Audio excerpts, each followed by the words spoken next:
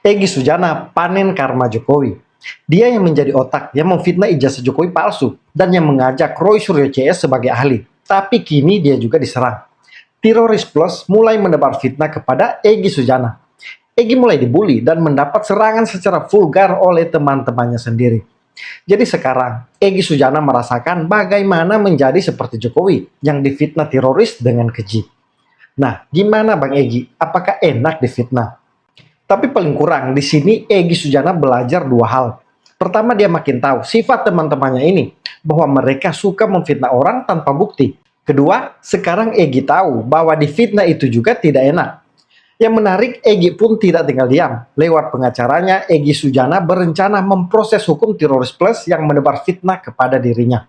Terutama soal dia menerima uang karena bertemu Jokowi. Sementara dari kubu Roy Suryo menolak SP3 Egy Sujana. Mereka berencana membatalkan SP3 itu supaya Egy bisa kembali menjadi tersangka bersama mereka. Jadi Egy Sujana belum aman. Bahkan Farhad Abbas berencana menggugat Egy jika alasan sakitnya ternyata fiktif atau hanya dibuat-buat agar mendapat restoratif justice. Kita mulai bahas dari narasi fitnah dan serangan dari Teroris Plus yang ditujukan ke Egy Sujana. Sudah tahu nggak isu 80 miliar? 100 gitu, kurang. Jadi Katanya sih kisaran 80 sampai 100 miliar. Ada tuh yang baru ke Solo. oh, Diskon 20% dong. Isu-isu. saya tahu. Enggak bang? Berapa koper? 3 koper katanya. 3 koper. Wih. Nah, sebentar gini. Rupiah atau dolar bang? Kan sudah Kalau ditantang sama kalau Bang saya Indra. kan Tapi kopernya size apa, Bang? Oh. Koper yang size 50.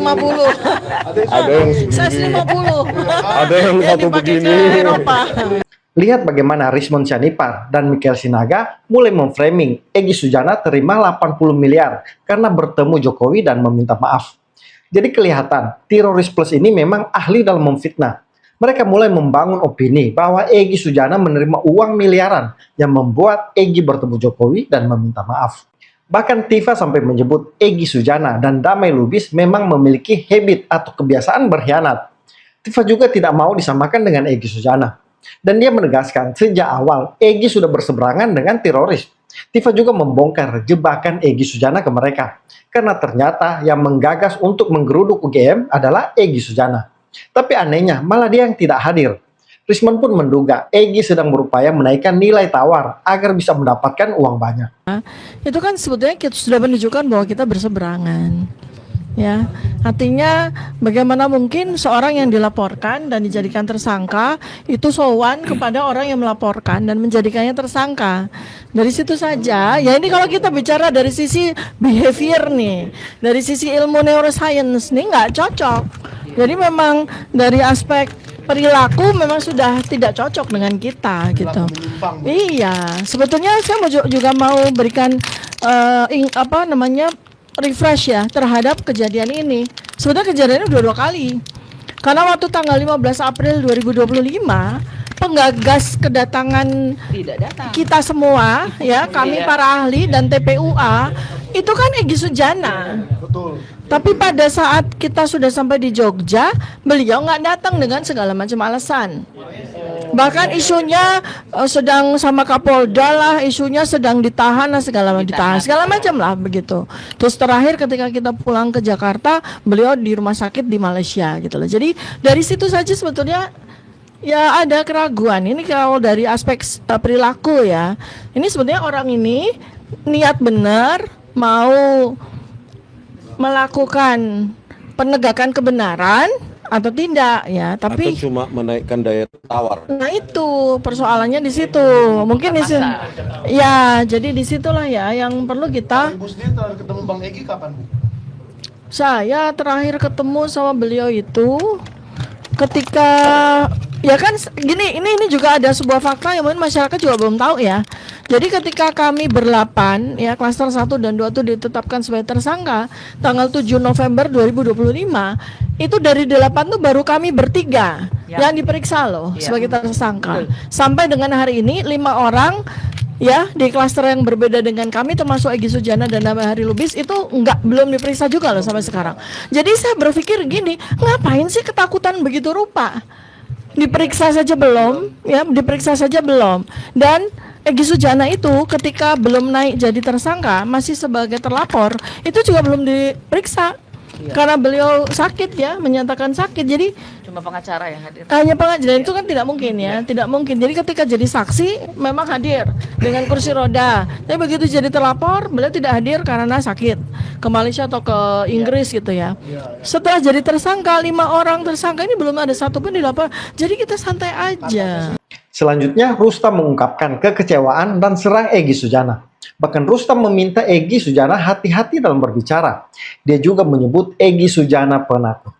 Nah, kenapa ketika sekarang ini udah begitu rame, kita udah siap menghadapi ini, kita yakin kita menang, kita yakin juga ijazah Jokowi palsu, tiba-tiba Bang Egy melakukan RJ ini. Saya jelas kecewa. Dan pakai ngomong lagi, Rosuryo CS, hadap itu kalau emang jago. Wah, CS-nya itu kan ada saya, Bang Egy. Jadi kalau ngomong hati-hati. Kalau penakut, bilang penakut. Nggak usah pakai sosok beginilah. Adis apa dibawa ke kita. Aduh, capek model begini, Bang. Menurut Bang Rustam, Egy penakut. Penakut lah. Atas dasar apa dia bilang berani kalau begini? Bohong kalau dia ke sana tuh nggak ada sesuatu tuh bohong. Kan kawan-kawan juga, teman-teman Egy juga kan banyak kenal saya juga. Kenal almarhum abang saya. Udah wanti-wanti. Hati-hati kamu dengan Egy, hati-hati kamu dengan Egy. Tapi saya nggak percaya, Bang. Saya masih meyakini enggak, Bang Egy orang baik kok. Gitu. Sholatnya bagus. Apa yang diomonginya, waduh, selalu Al-Quran gitu kan. Sampai saya selalu bantah nih omongan-omongan senior nih. Wah nggak mungkin, Bang, nggak mungkin. Belakangan ini terima uang juga saya masih bantah. Kalau bahwasanya Bang Egy terima uang, saya bantah nggak mungkin. Saya tahu, saya bilang begitu kan. Tapi yang lucunya, ketika ya dipecat nih, semua dipecat nih. Wah, TPUA. Ini agak menarik buat saya. Kenapa? Udah dia yang ke Solo, dia yang melakukan sampai di SP3. Pas pulang kita dipecat. Artinya Bang Egy ini apa nih di kepalanya, saya bingung. Harusnya yang pecat tuh saya, kami nih yang pecat Bang Egy. Besok kita pecat tuh Bang Egy. Bang, ini ada pernyataan dari kawan kita kalau dia ikut terlibat pembuatan ijazah palsu Jokowi Di Pasar Pramuka. di Pasar Pramuka. Seharusnya kalau memang Bang Egy benar-benar mau membongkar ijazah ini, dia responnya bagus dong. Tapi ketika saya WA begitu, dia seolah-olah kayak nggak mau tahu gitu loh. Dan dia bilang malah menyatakan saya nggak pernah ketemu dengan orang ini. Padahal orang ini bertiga telah mengakui kepada saya telah bertemu Egy di rumahnya di Bogor untuk membongkar ini, memberitahu kalau ijazah itu dia membuat bersama Eko di sini. Dan dia memberitahu saya kalau dia tidak pernah ketemu. Nah, dari situlah saya mulai melihat ada sesuatu yang nggak benar ini gitu. Artinya ini Bang Egy lu jangan seneng-seneng aja lu. Disikat juga lu ntar sama Jokowi. Kan gitu. Begitu juga Jokowi. Lu jangan enak-enak aja sama Egy. Egy ini ahli lu dalam hal-hal kayak gini.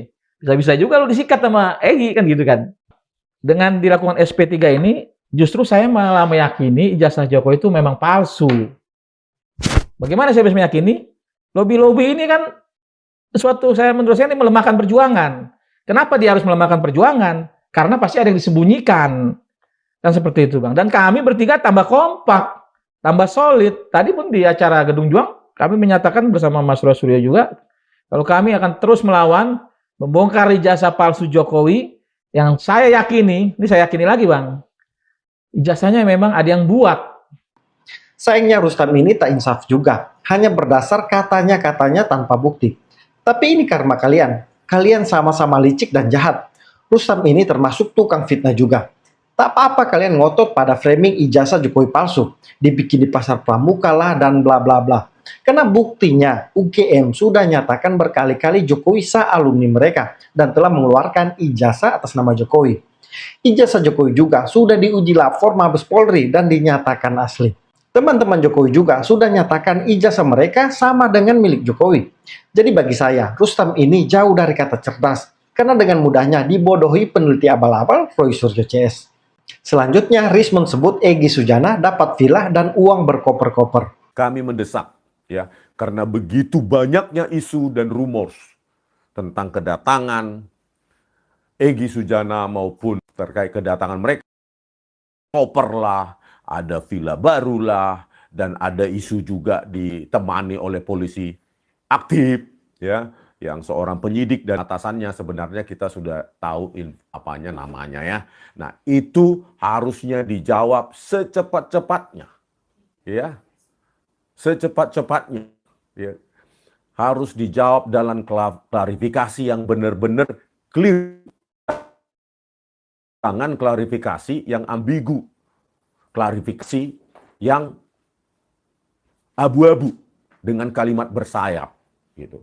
Benar tidak ada transaksional tersebut, ya, terkait uang di koper dan lainnya. Benar tidak ada polisi aktif yang membersamai mereka, ya. Lihat, dengan mudahnya Rismond menarasikan berbagai tuduhan atau fitnah. Padahal kalau mau fitnah, yang harus membuktikan yang si pembuat fitnah, bukan orang yang dituduh. Ini Rismond mendesak Egy yang harus buktikan bahwa itu bohong. Sama seperti kasus Jokowi. Jokowi yang dituduh ijazah palsu. Kemudian Jokowi yang diminta membuktikan. Jadi sederhananya, Rismond ini hanya menuduh tanpa bukti. Sama seperti yang dilakukan mereka kepada Jokowi. Terus ini yang mengaku peneliti dan akademisi. Suka berasumsi tanpa bukti. Dan sayangnya kualitas orang seperti ini yang dipercaya Rustam CS. Teman-teman Egy Sujana yang lain pun mulai muncul berbalik menyerangnya. Salah satunya Standar Kia Latif yang mengaku aktivis pro-demokrasi. Bahkan dia menyebar isu Egy menerima 100 miliar rupiah. Orang pernah luka bisa sembuh, tapi ada bekasnya. Kan begitu? Nah, ini yang dirasakan masyarakat secara luas, apalagi di lingkungan teman-teman aktivis. Dilukai gitu loh, dilukai. Saya sebagai sahabat, sebagai teman, sebagai juniornya yang sekian lama punya hubungan baik sama beliau gitu, bahkan saya respect, saya hormat gitu, kan. Tapi kalau faktanya hari ini seperti ini, mau ngomong apa gitu loh, ya kan? Oke, 150 miliar menurut Bang Kia itu harga yang pas untuk dalam tanda kutip membeli seorang Egy Sujana? Saya nggak tahu, artinya kan yang beredar angka seperti itu. Artinya secara logika kan ketakarnya segitu gitu loh, ya kan? Bahkan dari seorang teman yang menjadi bagian dari kelompok klaster 1 ya, TSK juga, ya kan? Itu ada kompensasi tawaran, ya kan? Tapi kawan ini menolak. Yang lucu, sumber mereka itu hanya dari katanya-katanya. Mereka tidak mendengar langsung, tidak ada satu bukti pun juga. Tapi langsung memframing Egy bertemu Jokowi karena mendapatkan uang. Apalagi yang dituduh arah uang itu dari Jokowi. Pertanyaannya, untuk apa Egy diberi uang? Orang yang salah kok dapat uang? Dalam kasus ini kan Jokowi yang korban. Jokowi sudah berkomitmen kasus ini tuntas hanya di pengadilan. Tapi karena Egy mengeluh dia sakit dan perlu berobat, Jokowi tergerak dan ibah. Dan karena prinsip kemanusiaan itu, Jokowi membuka ruang restoratif justice. Apalagi Egy dan Dami Lubis sudah datang langsung ke kediamannya di Solo. Bahkan mendoakan Jokowi secara khusus. Nah, kubu Egy Sujana ternyata tidak tinggal diam. Lewat pengacaranya, Egy berencana melaporkan teroris plus yang menebar fitnah. Bang Egy perkaranya dengan Pak Jokowi sudah ingkrah berkekuatan hukum yang tetap. Tidak ada urusan dengan ijazah S1. Clear di sini. Jadi saya minta kepada semua sahabat-sahabat, saya tahu, saya yakin dengan statement-statement yang sampah tersebut, dengan statement-statement kotor tersebut, itu mungkin bentuk kekecewaan kalian terhadap Bang Egy. Berarti kalian sayang dengan Bang Egy. Nah, dengan itu, dengan sayangnya kalian ke Bang Egy, tapi kalian sebagai orang Islam tanpa ada klarifikasi yang baik, apa salahnya kalian kunjungi rumah Bang Egy, kemudian klarifikasi, kan lebih enak. Apa alasannya? Kan punya alasan. Kalau saya melakukan ini, alasan berdasarkan kemanusiaan. Karena Bang Egy sakit kanker, yang tentu akan ada dampak dari operasi kemarin yang tidak mungkin saya sebutkan, ya. Kalau kalian mengerti dengan situasi ini, tidak akan ada yang benci Bang Egy. Kalau kalian tahu apa yang terjadi, tidak akan tega kalian menghujat kami Jadi hari ini saya mungkin kalau keterlaluan juga namanya Darmizal Termul tersebut, atau namanya juga Sentana, saya diminta oleh Bang Egy untuk melaporkan ke semuanya. Ini makin seru, dan dalam posisi ini Egy pasti sadar apa alasan Jokowi juga melaporkan Roy Suryo CS. Padahal Egy baru sekali ini difitnah teroris plus tapi sudah gerah. Sedangkan Jokowi sudah 10 tahun lebih difitnah, bahkan hingga dia tidak lagi jadi presiden terus difitnah. Nanti baru sekarang Jokowi mengambil langkah hukum. Yang menarik, Farhad Abbas bakal proses hukum Egy. Ini terkait Egy yang mengaku sakit kanker stadium 4. Kemudian itu menjadi salah satu alasan dia mendapatkan restorasi justice. Tapi anehnya, dia kelihatan segar bugar di Malaysia. Bahkan bisa mengendarai mobil sendiri. Sedangkan saat di bandara dan beberapa kali muncul di publik hanya menggunakan kursi roda. Yang dipiara aja, dikasih makan bisa menggigit kita. Ini jelas-jelas buaya liar yang masuk ke kandang kita. Tiba-tiba harus waspada, terjadi begini. Jadi gini bisa diibaratkan kayak buaya liar gitu Ya, ya. saya anggap bukan. Saya nggak bilang dia buaya liar yang masuk ke tempat kita, nggak akan metok kita, nggak akan makan kita. Tiba-tiba di luar buaya pura-pura sakit, tiba-tiba buaya sehat katanya. Iya. Itu kan menurut saya sangat tidak etik kali gitu. Karena menyangkut, mungkin bagi saya dia nggak takut sama Pak Jokowi, tapi dia takut hukum, dia takut ditahan, dia takut dicekal. Tapi cara-cara yang saya anggap kurang ajar seperti itu yang saya anggap harus dapat ajaran bahwa SP3 ini harus dibatalkan. Oh iya. Harus Bisa dibatalkan ya. Kemudian dijadiin tersangka kembali. Kan tidak ada proses peradilannya. Tidak ada mengatakan juga SP3 bisa tidak dibuka kembali. Baik melalui pra peradilan bisa. Kalau ada nanti dari relawan pra peradilan kan bisa. Hanya karena dia melihatkan video dia lagi setir mobil, dia sehat, bahkan suaranya pun nggak ada tanda-tanda orang sakit, Pak Farhad. Ya ini susah karena bilang aja penipuan. Bahwa ada orang mengaku sakit, mengaku kanker, dan minta maaf, tiba-tiba keluar, sudah dikeluarkan. Nah itu ada kena pasal baru lagi, pasal penipuan gitu. Nipu. Nah, kemudian mungkin juga udah dibeliin tiket pesawat atau apa, walaupun dia nggak menggunakan tiket pesawat itu ya. Atau mungkin juga itulah, kita itu perlu berharap kecil tapi dapat besar. Tapi mungkin dia berharap besar nggak dapat apa-apa. Sehingga rasa kecewaan itu dia menganggap segala sesuatu itu ada uang dan harganya. Nah, dan waktu kejadian dengan kita damai dengan Bitor dulu juga, bahkan sudah damai, dia minta maaf. Kita bayarin makanan 8 juta. Gue minta uang lagi kan. Akhirnya gue batalin damainya. Saya nggak tanda tangan perdamaian, saya cabut perkara, udah fokus ke pidana aja gitu kan. Nah jadi saya sangat menyayangkan sekali kawan-kawan yang membawa Egy dan Damai ke sana gitu. Mereka tidak mengerti perjuangan betapa saya menghadapi orang-orang itu namanya Eli dan Neti itu. Ketika kita gugat Egy Sujana itu, mereka menghajar, menjelek-jelekan itu, tiba-tiba mau berubah. Saya minta Indonesia jangan cepat memaafkan, merubah seperti itu. Bahkan saya meragukan juga ijazah pengacara-pengacara itu memiliki ijazah asli. Kenapa? Kalau pengacara yang punya ijazah asli nggak akan begitu memperlakukan mantan presiden Indonesia gitu. Tapi mereka, nah sekarang teman-teman yang mereka membawa, saya anggap ini buaya-buaya ke sana ini, ya air mata buaya lah kira-kira gitu. Yang harus bertanggung jawab terhadap ini gitu. Makanya teman-teman kemarin jangan merasa ketinggalan, kalian tidak ke Solo mengantar mereka. Itu membawa api dalam sekam dan terjadi saat ini. Gitu. Kan yang membawa kan relawan Jokowi ya, Rejo ya. Saya nggak ngikuti Bang itu. Darmizal, Itu tim kita Rahman, sama-sama. Waktu ke Solo kan sama-sama Bang Darmizal. Nggak ada kata mundur, nggak ada kata cari damai atau maafin, nggak ada. Emang nggak ada koordinasi dengan? Nggak ada. Bang Darmizal nggak ada menyampaikan kepada saya. Kalau saya tahu, saya orang pertama mencegah itu.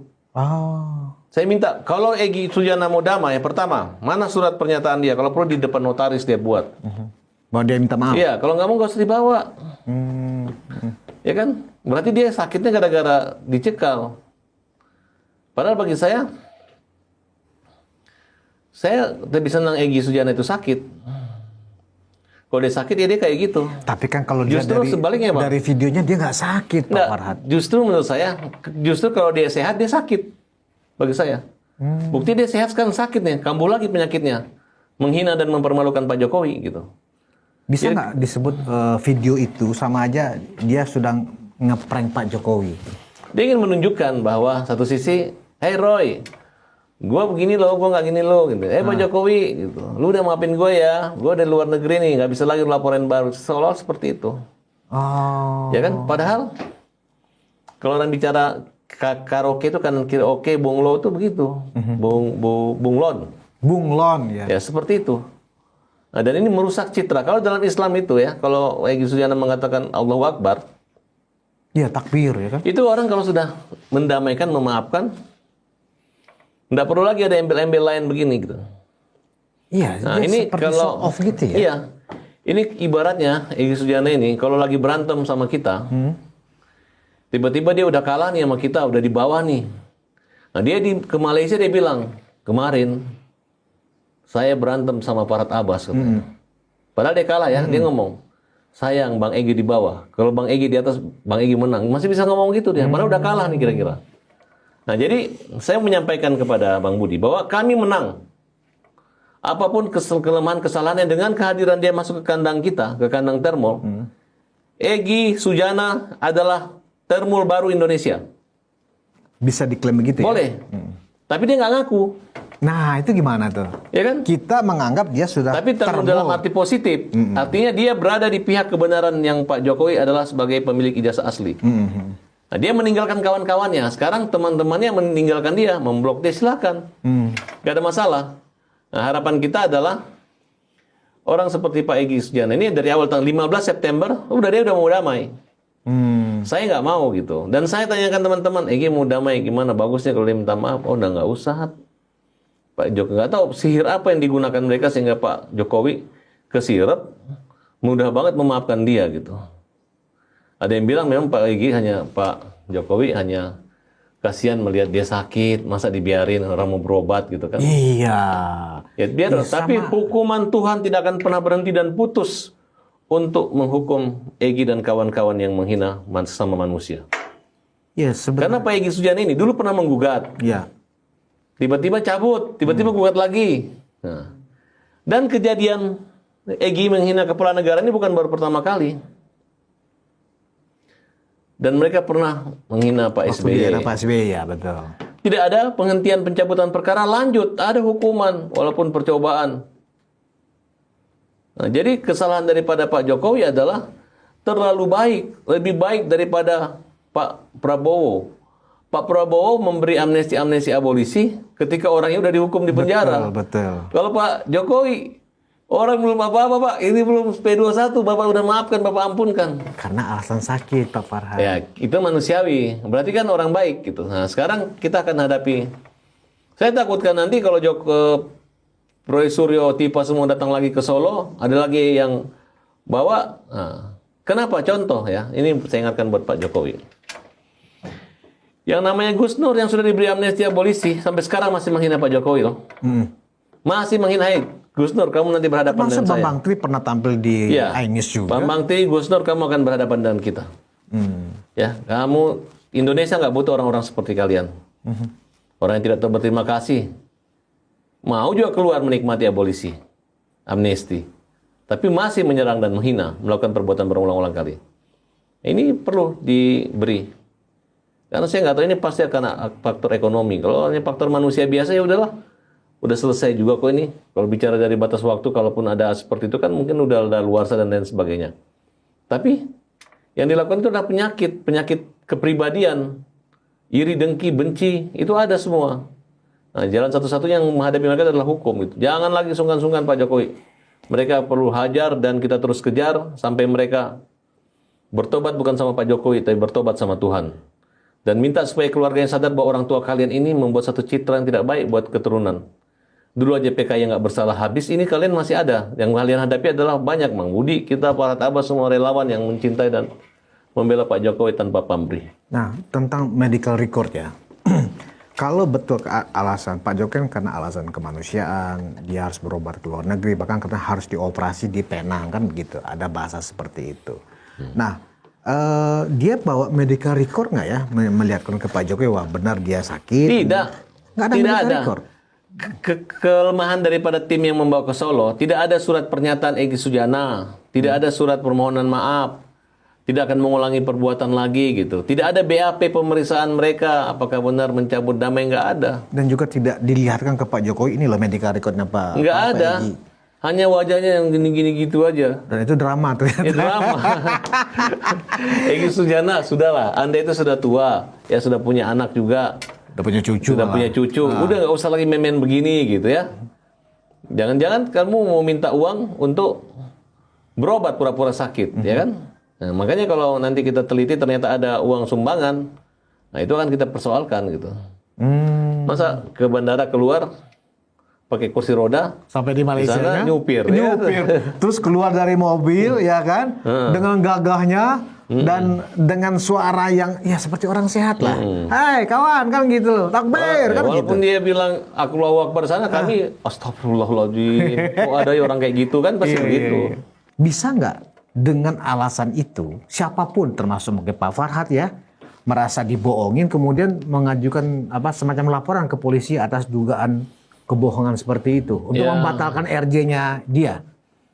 Ya makanya nanti kita lihat pasal-pasalnya, apakah delik aduan, delik biasa gitu. Tapi orang yang paling punya kepentingan langsung adalah Pak Jokowi. Pak dan Jokowi lagi keluarganya. Dan pengikut-pengikutnya lah kira-kira gitu. Bisa-bisa saja. Bahkan polisi juga harus tegas gitu. Kalau kemarin alasan dia minta maaf, sekarang dia nggak minta maaf, dibatalkan. Biasa itu, perkara dihentikan SPD lidik itu dan dihentikan juga dibuka lagi. Memang ada aturannya harus melalui pra-peradilan.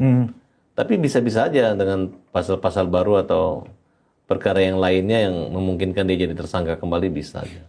Saya setuju dengan Farhad Abbas dalam hal ini. Jika benar Egy pura-pura sakit, ini tentunya boleh dikategorikan penipuan dan Egy bisa kena pasal. Tapi menurut saya, kalau sakit itu hanya modus, berarti Egy Sujana ini aslinya memang penakut. Dia sebenarnya takut di penjara. Apalagi dia sudah pernah keceplosan, tidak mau lagi di penjara. Karena katanya di penjara tidak enak, banyak tikusnya. Egy bahkan sampai menakut-nakuti Rismon dan Roy Suryo. Lu pakai otak, otak lu pakai. 41 malam juga saya dikurung. Ruangannya 1x3 bos, lu belum pernah kali lu. 1x3. Tiap malam WC itu keluar dari lubang WC tikus-tikus tuh. Buat saya problemnya kan sholatnya gimana. Jadi brother, kok memang belum pernah di penjara, jadi jangan nantang nih, nggak enak kalau Bagi saya, yang penting yang menipu itu Egy, bukan Jokowi. Jokowi hanya tertipu yang iba mendengar alasan sakit Egy, kemudian sepakat restoratif justice. Jadinya akan menanggung karmanya, ya kembali ke Egy. Dan bisa saja dia akan sakit beneran dan lebih parah. Karena sampai saat ini terbukti karma itu tidak pernah tidur. Kubu Roy Suryo juga ternyata berupaya untuk kembali membuat Egy Sujana menjadi tersangka. Mereka menolak dan mempersoalkan SP3 Egy dan Damai Lubis. Salah satu alasan, karena tidak ada permintaan maaf. Jika SP3 ini batal, ini juga akan menjadi karma Egy Sujana. Karena dia yang keluar mengatakan tidak meminta maaf kepada Jokowi. Padahal sudah jelas terjadi restorasi justice. Jadi sepertinya orang jahat memang tidak akan lolos. Egy ini bisa kembali menjadi tersangka dan restorasi justice-nya batal. Atau dia benar akan mengidap penyakit lebih parah.